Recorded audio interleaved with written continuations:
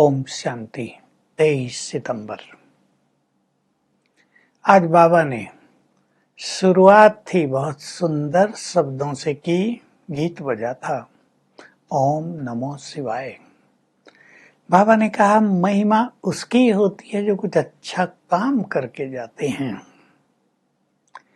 तो मैंने कुछ बहुत अच्छा काम किया होगा तो सारा संसार मेरी महिमा गाता है, मेरी ओर देखता है। बाबा ने थोड़ा लौकिक का भी उदाहरण दिया। देखो, अकबर ने थोड़ा अच्छा काम किया, महिमा हुई। औरंगजेब ने खराब किया, निंदा हुई। एक दो बाबा ने उदाहरण दिए। मैं आता हूं भारत को पुरुषोत्तम बनाने के लिए। उस टाइम जरूर पुरुषोत्तम मास चल रहा होगा। तो बाबा कह रहे, देखो इस पुरुषोत्तम मास की कितनी महिमा गा रहे हैं। असली पुरुषोत्तम मास तो ये पुरुषोत्तम संगम युग है। मैं इसमें आकर भारत को पुरुषोत्तम बना देता हूँ, भारत वालों को पुरुषोत्तम बना देता हूँ। बहुत अच्छी बात कही। दोनों पुरुषोत्तम बनते हैं, भारत स्वर्ग बन जाता है। अब तुम बाप से सुखों का वर्षा लेने के लिए पुरुषार्थ कर रहे हो और घर जाने के लिए पुरुषार्थ कर रहे हो। उसके लिए मैंने तुम्हें मंत्र दे दिया है, मन मना भाव। मेरे से बुद्धि योग लगाओ, तुम पतित से पावन बन जाओगे और मेरे साथ घर वापस चलोगे, फिर स्वर्ग में आ जाओगे। मैं ही पतित पावन हूँ। पावन बनने के लिए लोग कितने धक्के खाते हैं, गंगा में जाते हैं। मैं तो तुम्हें गंगा में भेजता नहीं, कुछ भी मेहनत नहीं कराता, तुम्हें भटकाता ही नहीं हूँ। मैं ही तुम्हारे पास आ गया हूँ, तुम्हें सत्य ज्ञान दे रहा हूँ। अब तुम मेरे सम्मुख बैठे हो। लोग तो कह देते हैं मोक्ष मिल जाए। ये एक बहुत बड़ी बात बहुतों के मुख पर रहती है। बाबा कहते बच्चे, ड्रामा बना बनाया है। किसने बनाया, क्यों बनाया? जैसे कई लोग पूछते हैं, इसकी आवश्यकता नहीं है पूछने की। ये बना बनाया है। तुम सभी आत्माओं को अपना अपना पार्ट इसमें मिला हुआ है। तुम अपना अपना पार्ट प्ले कर रहे हो। मुझे भी अपना पार्ट प्ले करने के लिए आना पड़ता है। जब मैं भी इससे छूटता नहीं हूं तो तुम कैसे छूटोगे? तो मोक्ष नहीं। हाँ, मैं तुम्हें कुछ समय के लिए मुक्ति अवश्य देता हूँ, सभी धर्मों की आत्माओं को। तो तुम्हें अब मेरी मत पर चलकर सुखों का वर्षा लेना है। मैं तुम्हें श्रेष्ठ पुण्य आत्मा बनाता हूँ।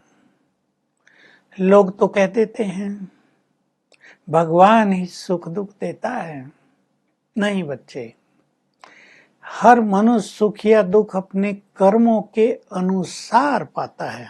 मैं तुम्हें श्रेष्ठ कर्म सिखा रहा हूँ। जो मेरी मत पर चलकर श्रेष्ठ कर्म करते हैं वो सुखी हो जाते हैं। जो रावण की मत पर चलकर पाप कर्म करते हैं वो दुखी रहते हैं।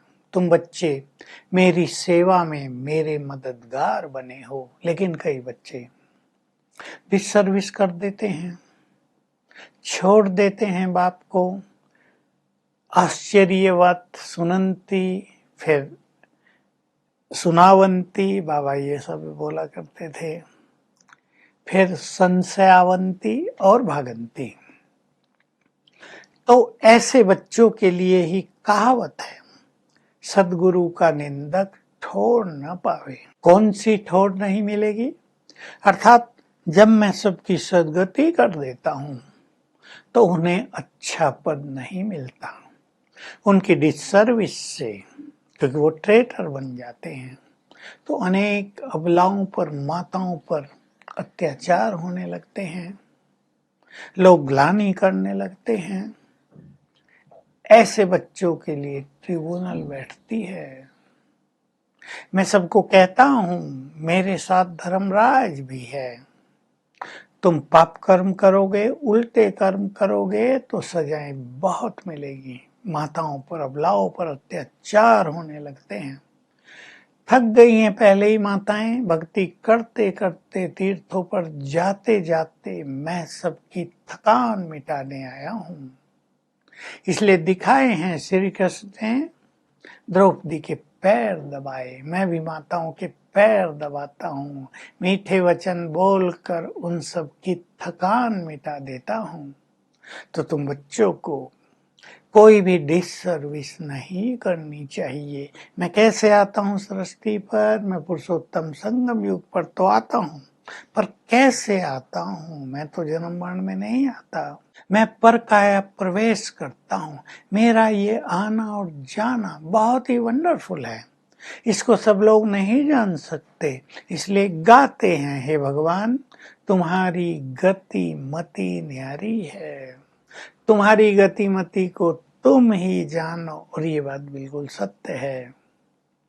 कैसे आता है और चला जाता है, जन्म नहीं लेता है, अवतार लिया, अवतरित हुआ और वापस चले गए अपना काम करके। तो हमें अपने को देखना है, हम पुण्य कर्म करते हैं, ऐसे तो नहीं हमारी किसी अवज्ञा करने से दूसरों को कठिनाई होती है, यज्ञ में विघ्न पड़ जाते हैं। देखो भगवान के यज्ञ में विघ्न डालना कितना बड़ा पाप हो गया, उसकी सजा भी कितनी बड़ी मिलेगी।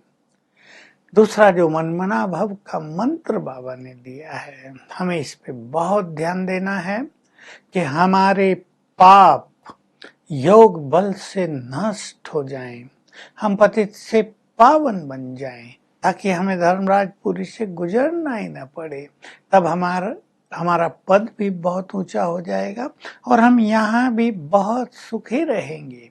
बाबा की दुआएं, उसका आशीर्वाद हमें सदा ही मिलता रहेगा। वरदान है, विस्तार को सार में समाकर अपनी स्थिति को श्रेष्ठ बनाने वाले लाइट हाउस माइट हाउस भव।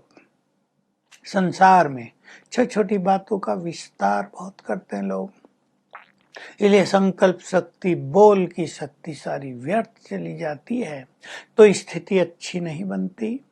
हमें बहुत सारी बातें सुनकर क्या करना चाहिए बाबा बता रहे हैं, बहुत सारी बातें सुनकर सार रूप में उसे ग्रहण करके बात को समाप्त कर देना चाहिए। तब हम बाप समान लाइट हाउस माइट हाउस बनेंगे और तब ज्ञान का जो सार है, ज्ञान तो विस्तार है बहुत बड़ा, लेकिन उसका सार हम दूसरों को अनुभव करा सकेंगे। स्लोगन है, अपनी वृत्ति को पावरफुल बनाओ तो सेवा में वृद्धि स्वतः ही होती रहेगी। बहुत सुंदर राज भरी बात बाबा ने कह दी है। तो आज हम अपने को देखेंगे, मैं पुण्य आत्मा कहाँ तक बना हूं, और हमारे जो 5 स्वरूप हैं जो संपूर्ण पवित्र हैं और जिसमें हम अति श्रेष्ठ पुण्य आत्माएं हैं, उन्हें याद करेंगे। ट्रैफिक कंट्रोल का गीत जब भी बजे 5 स्वरूपों को याद करेंगे, उनका अभ्यास करेंगे। Om Shanti. To watch Peace of Mind channel videos on YouTube, subscribe us on youtube.com/tvpeaceofmind. Just a click for a peaceful life.